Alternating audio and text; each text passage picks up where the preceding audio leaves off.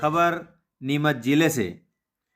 मध्य प्रदेश के पूर्व मुख्यमंत्री दिग्विजय सिंह भाषण दे और वह सुर्खियों में न आए, ऐसा कम ही होता है। ताज़ा बयान उन्होंने गोहत्या और मुसलमानों को लेकर दिया है, जो चर्चा का विषय बन गया है। दरअसल पूर्व मुख्यमंत्री दिग्विजय सिंह नीमच में एक निजी मल्टी स्पेशलिटी हॉस्पिटल के उद्घाटन समारोह में बतौर अतिथि शिरकत करने आए थे। इसी मंच पर राजस्थान सरकार के कैबिनेट मंत्री उदयलाल आंजना, नीमच मंदसौर क्षेत्र के भाजपा सांसद सुधीर गुप्ता, भाजपा विधायक दिलीप सिंह परिहार भी अतिथि के रूप में मौजूद थे। वहीं सबसे पहले राष्ट्रसंत कमल मुनि कमलेश ने अपने आशीर्वचन में गौसेवा का जिक्र करते हुए पूर्व मुख्यमंत्री दिग्विजय सिंह की प्रशंसा की। लेकिन जब सांसद गुप्ता और विधायक परिहार की बारी आई तो उन्होंने अपने अपने तरीके से कांग्रेस पर कटाक्ष किए और सनातन धर्म संस्कृति का हवाला भी देते रहे। इन सब के बाद जब दिग्विजय सिंह का भाषण हुआ तो उन्होंने गाय के दूध, मांस और गोहत्या पर अलग ही बात कह दी। उन्होंने कहा कि गौसेवा अनादिकाल से हमारी संस्कृति का हिस्सा है। यह गलत धारणा है कि गोहत्या मुसलमान करते हैं। इसके लिए दिग्विजय सिंह ने बाकायदा कुरान और हदीस का हवाला दिया और कहा कि इन ग्रंथों में लिखा है दूध में गाय का दूध सबसे सेहतमंद है। कुरान में यह भी लिखा है कि गोहत्या नहीं होना चाहिए। उन्होंने भाजपा नेताओं की तरफ इशारा करते हुए कहा कि लेकिन आप नहीं मानेंगे क्योंकि विचारधारा अलग है। दिग्विजय सिंह यही नहीं रुके, वे बोले ईसा मसीह ने भी यही कहा है कि तू किसी को मत मार। वसुदेव कुटुंबकम की बात करते हैं तो उसका पालन भी होना चाहिए। भाषण में कई बार दिग्विजय सिंह ने राम तुलसी के दोहे, सनातन धर्म की बातें कर चुटकियां भी ली और कटाक्ष भी किए।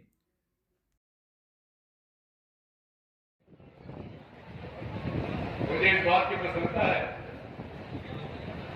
कि मुनि जी ने गौ सेवा के बारे में बात की और गौ सेवा परंपरा अनादिकाल से चली आ रही है। मैं ये भी आपको बताना चाहता हूं कि ये भी बड़ी गलत धारणा है कि गौ हत्या मुसलमान करते हैं। मैं आपको कुरान का वो पढ़ के सुना रहा हूं। जहां कुरान में लिखा हुआ है, हदीस के अनुसार अकरमुल बकर फायदा सईदुल फैसा, अर्थात दूध में गाय का दूध सबसे सेहत देने वाला है और गोश्त बीमारियों का कारण है। ये कुरान शरीफ 13-14 रुकवा 7-15 में लिखा हुआ है। ये कुरान में भी ये लिखा हुआ है कि गौ हत्या नहीं होना चाहिए।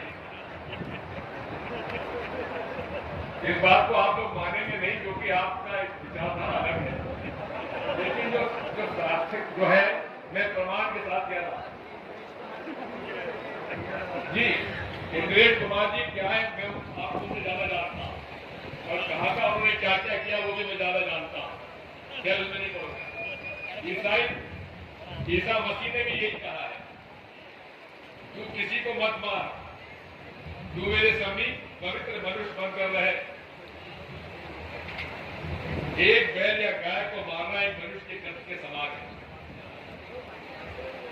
इसलिए आप सभी धर्मों का सम्मान करें और हमारे मुनि जी ने आपको कहा है, आपके चरणों में नमन, शत नमन। वासुदेव कुटुंबकम की बात हमारे माननीय विधायक जी ने कही है, लेकिन उसका पालन भी होना चाहिए। इधर भाजपा के सांसद सुधीर गुप्ता से जब दिग्विजय सिंह के बयान को लेकर चर्चा की गई तो उनका कहना था वे पूर्व मुख्यमंत्री हैं, किसी भी विषय पर बोल सकते हैं। हम तो कहते हैं यह बहुत अच्छा है, लेकिन गोहत्या को लेकर हमने तो कभी भी ऐसा नहीं कहा। ये पता नहीं क्यों आज़ादी के बाद से ही इन्होंने अपना नैरेटिव फिक्स किया है। क्यों डाला किसी एक पर, गाय हिंदू या मुसलमान की क्यों हो गई। सुनिए भाजपा सांसद सुधीर गुप्ता की जुबानी।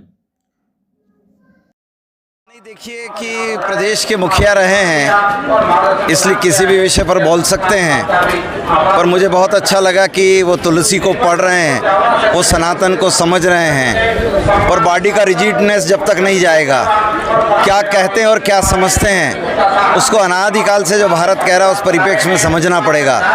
अगर वो आ रहे हैं उस विचारधारा की तरफ जो सनातन है, तो उसकी सच्चाई को किसी कॉपी पेस्ट से नहीं हो सकता है। मेरा राम शाश्वत है, मेरा राम सत्य है। अब वो खुद राम बनने के लिए प्रचार कर रहे हैं। मुझे आज पहली बार पता पड़ा, मैं अपने राम को खोज रहा था, मंच पर एक और राम बैठे थे। मुझे नहीं पता कि राहुल भी कौन से राम को खोज रहे हैं। ये लोग किस राम के इसमें, मेरे राम में स्पष्टता है, जिसके शरीर में गौरी, गणेश, शिव, विष्णु और सरस्वती हो, वो मेरे राम हैं। मुझे मेरे राम से लगाव है।